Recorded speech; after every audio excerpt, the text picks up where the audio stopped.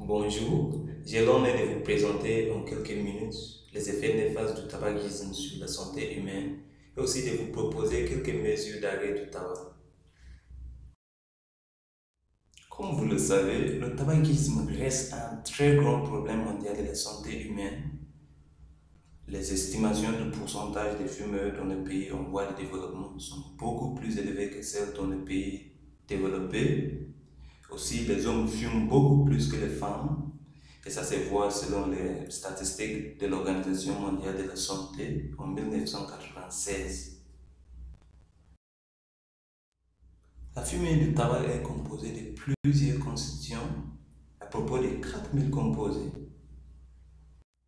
notamment les nitrosamines, qui sont des produits irritants et cancérogènes, le monoxyde de carbone, qui est responsable de l'hypoxie du sang, et peut aussi attaquer les muscles, le cadmium, qui est un toxine qui s'accumule, le benzopyrène, qui est un goudron cancérogène, la nicotine, qui est le constituant addictif du tabac,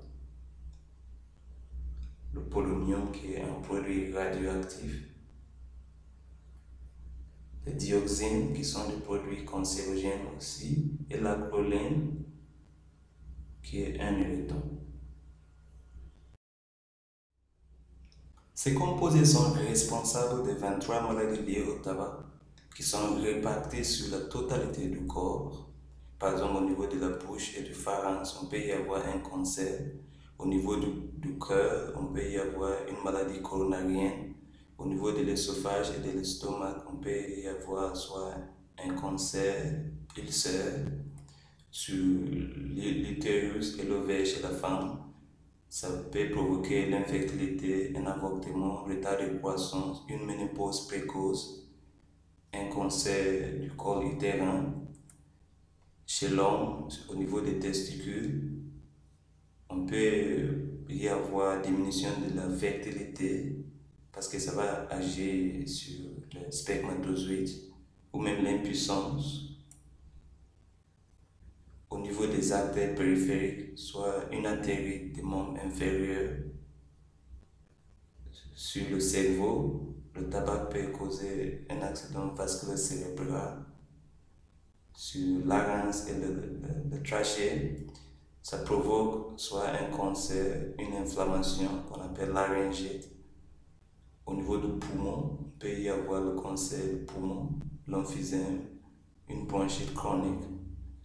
Au niveau du pancréas, un cancer sur l'appareil urinaire, soit cancer du rein ou même cancer de la vessie. Ça fragilise aussi les os et ça provoque ce qu'on appelle l'ostéoporose. Et sur la peau, les Wagner, soit le développement d'un teint gris, terne. En toxicologie, la toxicité des aérosols se mesure en fonction de leur taille.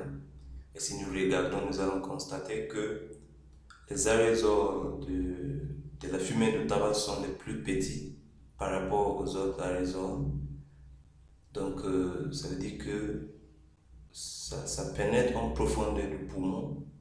Et ça se voit, tout ce qui est rouge ici représente les aérosols de la fumée du tabac en profondeur du poumon. Et c'est ce qui provoque le cancer du poumon.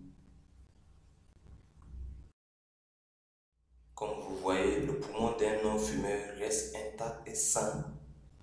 Mais chez le fumeur, ça devient noirâtre, déjà atteint par le cancer. Je ne vous conseille pas de fumer, mon bien-aimé, et je ne vais jamais vous conseiller de fumer. Mais sachant que le risque d'avoir un cancer du poumon varie selon sa façon de fumer. Par exemple, chez un non-fumeur, quelqu'un qui ne fume pas, il n'y a qu'une fois le risque d'avoir un cancer du poumon, peut-être dû au tabagisme passif ou autre chose. Mais pour celui qui fume et qui n'inhale pas, pour lui, le risque d'avoir un cancer du poumon se multiplie par 8. Pour un fumeur qui inhale légèrement, pour lui, le risque d'avoir un cancer du poumon se multiplie par 9. Et chez un fumeur qui inhale modérément, pour lui, le risque d'avoir un cancer du poumon se multiplie par 13. Chez celui qui inhale profondément, un fumeur qui inhale carrément la fumée du tabac, pour lui, le risque d'avoir un cancer de poumon se multiplie par 17. Donc, je vous conseille, si on est un fumeur, de ne pas inhaler la fumée du tabac. C'est-à-dire, il faut être ces messieurs-là pour minimiser le risque d'avoir un cancer du poumon.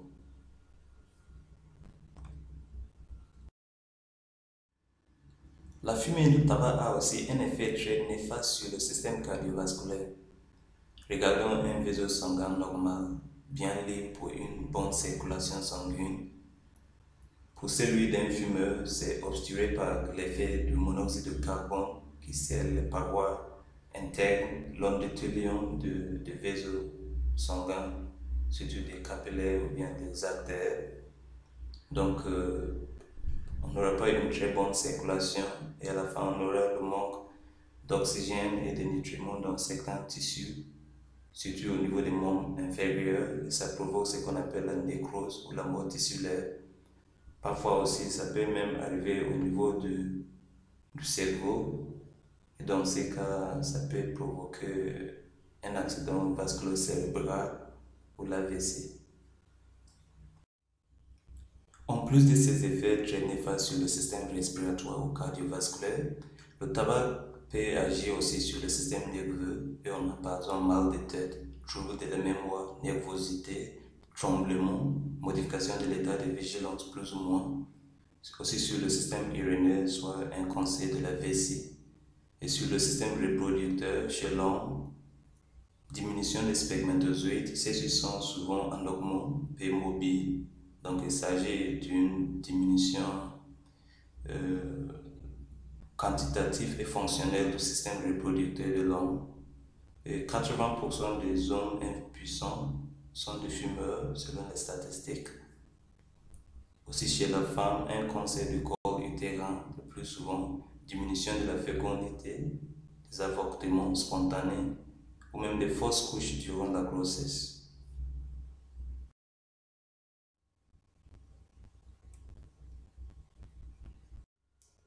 Aussi sur le système digestif, on peut y avoir un cancer de la langue, un cancer de l'œsophage et du pancréas, des ulcères gastriques, aussi sur les dents, des chaussements, un effet sur le poids d'un fumeur, surtout un grand fumeur, il a toujours le sous-poids parce qu'il ne mange pas beaucoup, il a la perte de poids due à la perte de l'appétit. Des effets sur la peau devient ridée et la voix devient rigoureuse. Un syndrome d'anxiété et de la dépression tabagique aussi sont survenus. Rappelez-vous qu'un non-fumeur peut aussi fumer d'une façon indirecte en inhalant la fumée du tabac d'un fumeur qui est en train de fumer. C'est ce qu'on appelle le tabagisme passif. Et le tabagisme passif a aussi des effets très graves, notamment durant la grossesse ou bien chez l'enfant le plus souvent. Mais peu de risques chez l'adulte, mais quand même on ne doit pas s'exposer parce que en fonction de la durée d'exposition, ça peut nous causer des effets très graves. Jusqu'à maintenant, nous avons discuté les effets néfastes du tabac sur notre organisme, mais il nous reste une chose très importante qui est comment s'arrêter de fumer si on est un fumeur. Donc il y a plusieurs méthodes, que ce soit les méthodes médicamenteuses ou non médicamenteuses à usage collectif ou même la psychothérapie individuelle de sévrage tabagique. Et j'insiste sur cette dernière méthode qui est la psychothérapie individuelle. Je connais des personnes qui se sont arrêtées de fumer par eux seuls. Donc, ça veut dire c'est toujours difficile, mais on doit prendre la décision. Euh, il faut se dire que à partir d'aujourd'hui, je ne vais jamais fumer. Et en plus de ça, vous pouvez adapter d'autres méthodes, que ce soit médicamenteuses ou non non médicamenteuse ou à usage collectif pour vous permettre d'atteindre votre objectif de sevrage. Les méthodes médicamenteuses de sevrage tabagique se basent généralement sur l'utilisation de substituts nicotiniques, c'est-à-dire des produits qui remplacent la nicotine.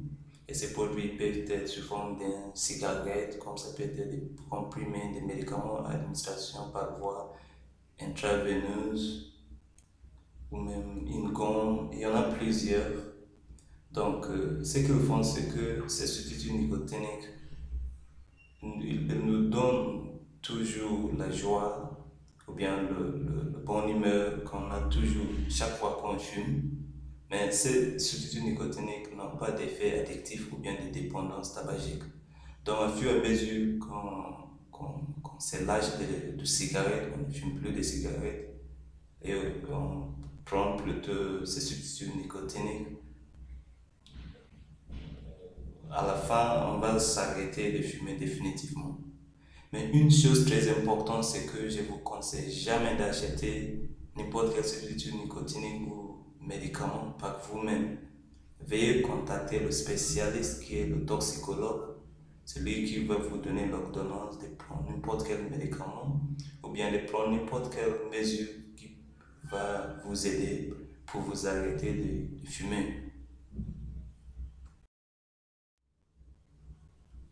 Une chose très importante qu'on oublie chaque fois au cours du sevrage tabagique, c'est qu'on ne peut pas s'arrêter de fumer à un seul coup.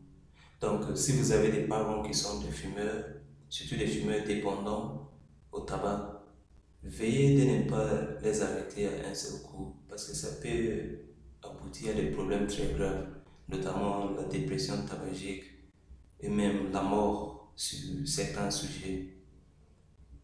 Parce que c'est la nicotine qui nous donne cette joie chaque fois et qui nous met en bonne humeur en tant qu'un fumeur. Donc, un fumeur est toujours en état consonant, très heureux. Mais lorsqu'il pense même à s'arrêter, il tombe dans un état dissonant. Il n'est plus, il perd son bonne humeur. Donc, jusqu'à même une pré-intention envisagée à l'arrêt du tabac, après une intention décisive de s'arrêter de fumer, après même une action d'essai pour s'arrêter de fumer, jusqu'à le sevrage tabagique.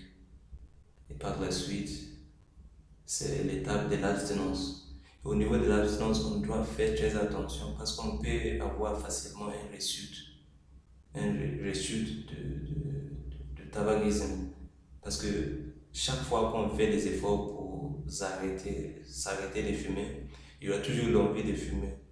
Donc, ce que je vous conseille, c'est que il faut choisir des loisirs. Si vous êtes quelqu'un qui aime jouer au tennis, chaque fois que vous avez l'envie de fumer, vas-y, allez jouer au tennis. Si vous êtes quelqu'un qui aime courir, chaque fois que vous avez l'envie de fumer, faites les courses. Si vous êtes quelqu'un qui aime jouer au PlayStation par exemple, chaque fois que vous avez l'envie de fumer, jouez au PlayStation pour remettre cette bonne humeur, comme si vous fumez. Comme ça, à fur et à mesure, vous allez oublier même de cigarettes. C'est pas facile, mais il faut faire très attention au niveau de l'abstinence pour ne pas avoir une rechute jusqu'à l'arrêt définitif du tabac. Merci de ne pas fumer et veuillez vous abonner à ma chaîne. Si vous avez des questions ou même des critiques, laissez ces derniers en sous-commentaire. Je vais vous répondre avec plaisir. Au revoir.